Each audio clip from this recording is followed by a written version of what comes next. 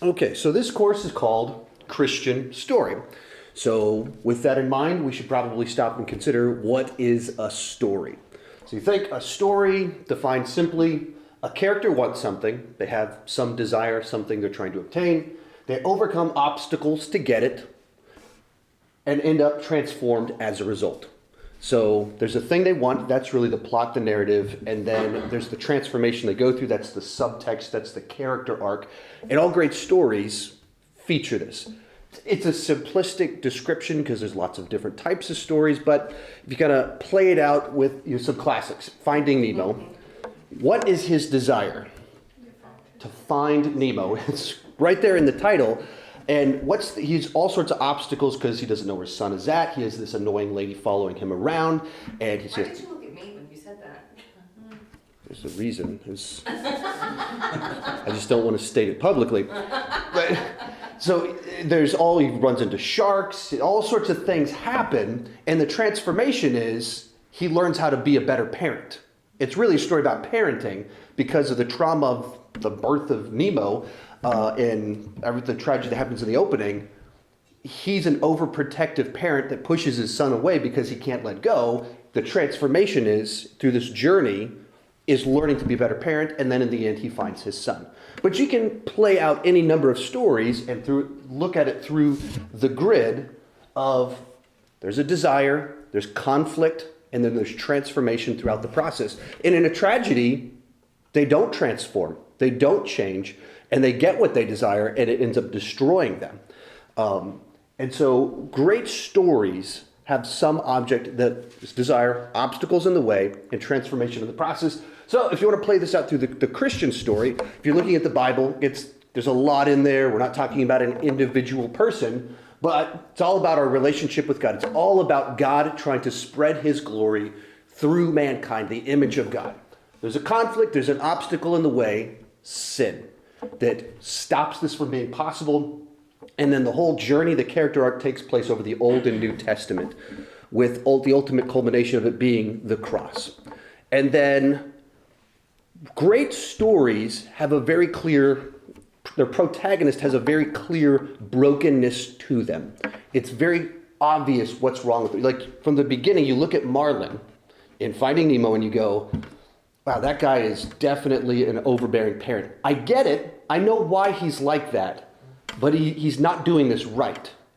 And so you see that thing that needs to change, and the more broken someone is, the more satisfying it is when you get to the conclusion. To what you were talking about in discussion group, if you're watching a race and the junkie car wins, that's more interesting than the obvious awesome car winning.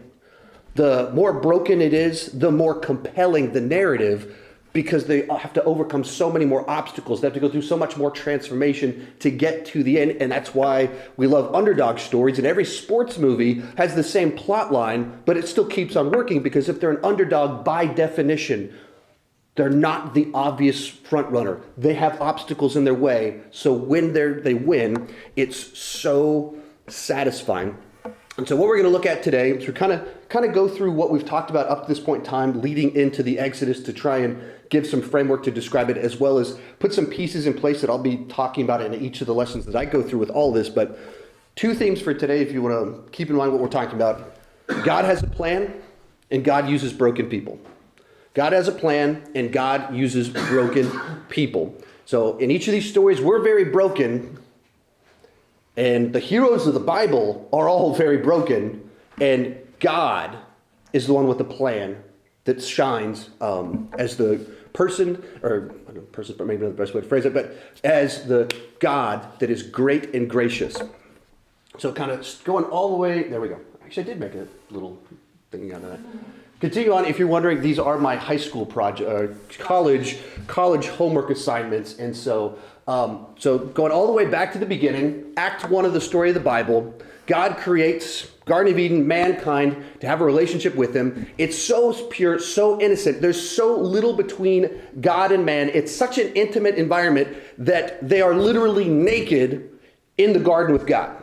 You go back and you start reading Genesis 3, it describes them going on walks naked with God, which immediately go, wow, that's such a vivid, pretty awkward image That's the point, because it's just that intimate of what it was like at the beginning of God and mankind's relationship, where things started. That's act number 1. That's the setup of what this is, the goal, what everything's supposed to be about. And then something happens. Genesis 3, as we talked about 2 weeks ago, sin enters the picture. The ultimate obstacle that breaks that relationship, separates us from God, the conflict throughout all of the story. Sin enters the picture, and all of a sudden, that relationship is broken, and it's all about God's plan to restore that relationship that you saw in Genesis 1 and 2. That's what it's all about, getting back to where it was at in the garden, naked walks with God. We're on the journey back to that. But sin enters the picture. That's the conflict in the story. And you just kind of get into Genesis 4, and immediately you have 2 brothers. One of them kills the other one, where you have the first murder recorded. That sin thing starts to spread very, very quickly. And in fact, you get to just a couple, you can pause right there. This sin problem is just in everyone, and it doesn't need to be taught. Like, we have 3 kids, and we didn't have to teach any of them to start screaming mine when they were 2 years old. They just all figure out immediately this concept of they have a thing, and they don't want you to have it, so they start screaming, no, mine, mine, mine. All of them do that. Every family, they immediately learn selfishness on their own because this sin thing is just so soaked into mankind. And so you get to Genesis 4, and immediately you get a murder. He didn't have to be taught that. It just happened. And then it continues on, and you get to Genesis 6 with Noah. And as we talked about 3 weeks back, God's plan was to multiply, fill the earth with God's image. You get to Genesis 6, and sin has so covered the earth that God's plan is to start over with this one family. Instead of God's image covering the earth has been covered in sin. So he comes up with a plan and immediately wipes it out, starts over with this one family. And going back to this idea that God uses broken people, you get one chapter, you get right after the flood, God reinstates his covenant. And then there's this weird story about Noah getting drunk, taking off of his clothes, and going in a tent with a family member. And you're just reading it like, what am I reading? What is this? What is this story? Like, why is this included? And you're thinking, if the people that wrote the Bible were just trying to present them as heroes, you would want to leave this story out. Because it does not make Noah the guy that God was like, you're the family. You're the guys that you're going to start over. You're doing it right. Immediately, once they start over, weird naked drunk story happens. And so God continues to use broken people. And then you get a couple chapters after that, and you get to the Tower of Babel. And one of the recurring themes you'll see all throughout the Old Testament, and one of these things you see still present today, is our attempts to get to God on our own, our attempts to fix ourselves. So you get to this story, the Tower of Babel, where they decide they're going to build a tower to God. That like, if we could build this gigantic tower, we'll be like God. And you start seeing all these themes that run all throughout human history that are present to today, of all of our attempts to fix the sin problem, the separation from God problem, on our own, not trusting God. And that gets us to where, or I guess, kind of breaking down an act structure of the Bible. Act 1, you introduce the characters of Desire. That's Genesis 1 and 2. Act 1 in the Bible is like super short compared to the rest of it. Act 2 is gigantic. And so in any story, there's an inciting incident that turns everything upside down. Finding Nemo, Nemo gets snatched up and taken to aquarium place or wherever. So he gets snatched up to Sydney, Australia. That's what's the address? There you go. I knew someone would know. But so he gets snatched up. Inciting incident happens. And in the Bible, that is in Genesis 12, I guess, kind of depending on how you say it. Sin enters the picture is part of it, and the other half is that God starts his plan to redeem. And that's where you guys were at last week, the call of Abraham, talking about covenant. So, says in Genesis chapter 12, the Lord said to Abraham, go from your country, your people, and your father's household to the land I will show you. I will make you a great nation. I will bless you. I will make your name great, and you will be a blessing. I will bless those who bless you, and whoever curses you, I will curse. and all the peoples on the earth will be blessed through you. There's an old adage when it comes to speeches that you want to tell them what you're going to tell them what you told them. So let them know in advance, expand upon it, and then review what you just said. And this is essentially that for the Bible, where before we get into the narrative of the whole Bible, God tells you what he's about to do. And then he does it throughout the Old Testament, New Testament. And then Paul goes on to tell you what he just told you. And this is essentially the outline of the whole rest of the Bible. And so he gets called, and there's kind of 4 promises he makes. A land, that one's clearly stated. People is kind of implied in nation. To have a great nation, you have to have a great people, and we'll get into that with Egypt. And then there will be a blessing for the entire world. And as I said before, Paul elaborates on that and makes it clear that this is Jesus. That Scripture foresaw that God would justify the Gentiles by faith and announce the gospel in advance to Abraham. All nations will be blessed through you. So the gospel was announced in advance. This promise in Genesis 12, this blessing to the world, that is Jesus. This is God's plan for the whole rest of the Bible. This is the Christian story stated in very simplistic terms from the very beginning, that he's going to use a land, a people to be a great blessing, and that great blessing is Jesus. And the reason it's the great blessing is because the conflict of the Bible, the obstacle, is sin. So the ultimate blessing is the resolution to mankind's central problem. The thing that leads to all the conflicts we have. Like, why ultimately is World War III on the verge of breaking out? Because of sin. Because there's a brokenness in us that leads us to pursue things through evil means, that causes destruction and literal death. And all the hurt, all the pain comes from the sin problem. So what's the ultimate way to bless the world? It's the resolution to the sin problem, Jesus. And that's what this at its core is all about. And as you kind of go, this gives you the framework that as you read the Old Testament and the New Testament to interpret what you're seeing. Like, why are we spending so much time on these prophets talking about pleading for the people to return and not stray away? It all goes back to it's part of God's plan. And every time those people turn away, it's one more example of how broken we are because we can't fix ourselves. We constantly stray, and how great God is. So, like I said, this is the outline of the Bible. This is where are we at? Act 2 is very long in the story of the Bible about this nation. And one of the things you keep getting is they keep trying to come up with their own plans. They keep trying to do it their own way, and they fail. And then God comes to save the day. And you see it repeated and repeated and repeated for this gigantic portion of the Bible that makes it so clear that we need a Savior. So I got moving right along. You kind of get to the section of the patriarchs for the rest of the book of Genesis. And even with Abraham, there's the guy that God chooses to be the person to start his plan to bring about Jesus and redeem mankind. There's a story where they go to Egypt and he literally tries to disguise his wife and basically pimp her out to the rulers there. And you're once again reading it being like, this is supposed to be the best guy. And that's what he did. God uses broken people. It's a recurring theme that the people that God chooses at some point in time do something horrific, something that anybody looks at it and goes, whew, that's not good. that is messed up. So Abraham, messed up guy. Then he has his sons. They have enormous character flaws in of themselves. This leads to their sons where the brothers literally are so vindictive, they sell their brother into slavery. That's how broken they are.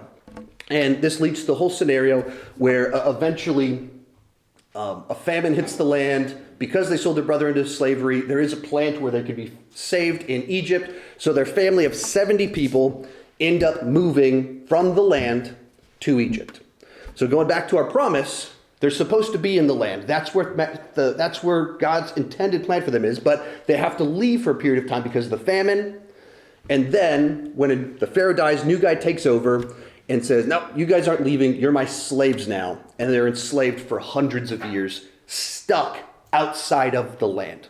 And that will bring us to where we're supposed to be today in Exodus, picking up in Egypt. And the reason I give that background is because whenever I talk about everything we're going to go with this, you have to have that framework for the language that I'll be discussing. So all the people that missed this week, they'll miss my whole framework for how we discuss all of this. It messes my whole plan up. But anyway, hundreds of years pass, and now they're out of the land, but it says that they've grown to millions of people. So now they are a great people. To have a great nation, you need a lot of people. They're not in the land, but they are a great people. And this brings us to Moses, who they go to such a great numbers that Pharaoh actually decides to start killing firstborns to stop them from being fruitful and multiplying. He's saved by being put in a basket, ends up being raised by one of Pharaoh's daughters. Jump forward to when he's 40 years old. He goes out to see the Hebrew people working and sees someone whipping Hebrew person. He gets mad and he kills the guy. His initial plan to help his people was, I'll just individually kill off the soldiers whipping people. So, guy that God chooses to use to restore his people, or free his people, bring them back to the land, is a murderer. So he goes, kills someone, flees for a long time, jump forward 40 years, and God calls him to be the person to let his people go. And speaking of, once again, how broken heroes, he turns God down. He's a murderer. He keeps turning God down. He keeps making excuses. And he's not a great speaker. So he doesn't have the talent. He has some character flaws. I've never killed anybody. He has, so I win. And this is who God chooses to use to go in and free his people. A deeply, deeply broken person. So once again, God has a plan, and he keeps using broken people, which is that reminder that current church world desperately needs on an almost daily basis, that all of us are broken. It's not that they're broken and we're the good ones. We're all broken. Maybe we have Jesus in our life, but that's by the grace of God, not by anything inside of me. And God uses broken people, whoever they are, however broken they are. How much greater the redemption story? Paul, literally persecuting Christians, killing them, and then becomes this great apostle. Which all goes back to our story about the junky car. Which one is the more compelling story? The Ferrari winning the race or the beat up broken car? The beat up broken car. And that's still true when it comes to God's grace to us. When you hear the story of the person like, yeah, I have two awesome parents that raised me in church and they're still married, they love each other, they were so supportive. That's a great, amazing story in and of itself, that's your story. But oftentimes the more compelling one when it comes to grace stories is that person that really grew up in an awful environment and went down horrible paths, and by the grace of God, you see massive transformation. Because it shows how gracious God is, how powerful he is to transform anyone from any context, no matter how broken they are. Back to where we're actually, no, I didn't have the thought on that. But back to where we're at. Moses shows up, goes to Pharaoh and says, let my people go. If you're Pharaoh and you have a free workforce of millions of people, your probably gut instinct is like, cool, yeah, go ahead, write it, go at it, get out of here. That's probably not what your first instinct will be, so he says no, and then God and Aaron, working together as a pair, go through release these 10 plagues to basically present that our God is greater. And this is the start, really, of God's relationship with his people as a whole. Because he talked with Abram, then to Abraham, changed his name to Abraham, and then was with individuals. But this is where he starts working with them as a nation, which is what the whole Old Testament is. This is really the start of that point in time. So how does he dramatically do that? Introduce himself, make his dramatic entrance. He shows up in Egypt and sends one man to the Pharaoh and sends these 10 plagues. And the 10 plagues are designed to... Where's my little clicker? The 10 plagues are designed to, one by one, show that Yahweh, the God of the Hebrews, is better than the gods of Pharaoh in Egypt. And so one by one kind of goes through, like, this is what you guys worship, our God is greater. This is what you guys worship, our God is greater. And he just goes through one by one, showing God is greater and providing a way for his people. Presenting, I'm the God, I'm the one true God, and I will provide for my people. All of this leading to the ultimate curse, the final one, where they perceived of Pharaoh and Pharaoh's line as gods themselves. And so if you kill the firstborn of Pharaoh, you're literally killing their God. And God creates this plan where he will pass over the Hebrews if they do these specific things. So he provides for them. He saves them from this plague that comes and presents in like horrific fashion, in one sense, he is greater than their gods. He is the God that provides. And after this happens, Pharaoh says, you guys can go. And then they load up, start heading out, and Pharaoh's like, has a change of mind. He's like, actually, I really did like having that free workforce, and starts chasing them down. And what you keep seeing all throughout the Exodus and their time in the wilderness is they don't trust God. They keep, despite God clearly presenting himself as, I am greater than Pharaoh's gods, I am your provider, they don't trust him. So still have the epic scene, if you've seen the Ten Commandments or just read the Bible, where Moses lifts up his arms, the water's open, they walk across, and then as Pharaoh's armies are crossing through the water, shut it down and wipe out Pharaoh's armies. And then God provides manna by day and these clouds, manna each day, and then these clouds to direct them where to go on their journey. Once again, providing them direction and everything they need to survive. Returning back to what we just said, despite the fact that God so clearly provided for them and rescued them, they were a broken people too. And they kept choosing to fear. They kept not trusting God and having faith. Because just like us, they're broken people.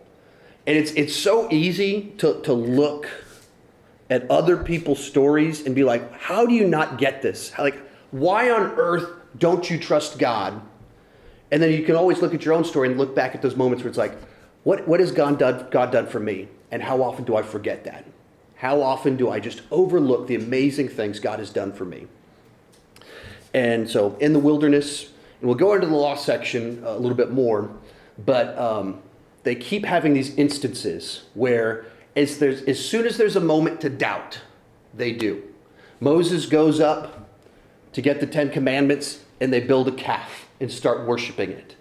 They get to the land and they send in the spies, and they doubt once again. And they get stuck in the wilderness because they didn't trust God, which is going to be the whole theme of the Old Testament of God provides, God makes a way, and they obey for a little while, and then they turn away, which is also each and every one of our stories that we keep, like, and as repetitious as it is, that's the whole point, because that's the story of human history. That's my story. I keep repeating this same exact pattern. But God provides. God has a way, and he uses broken people. And I'm a part of that story, as broken as I am, and you guys are too. So, there we have it. That was today's talk on God provides a way and uses broken people.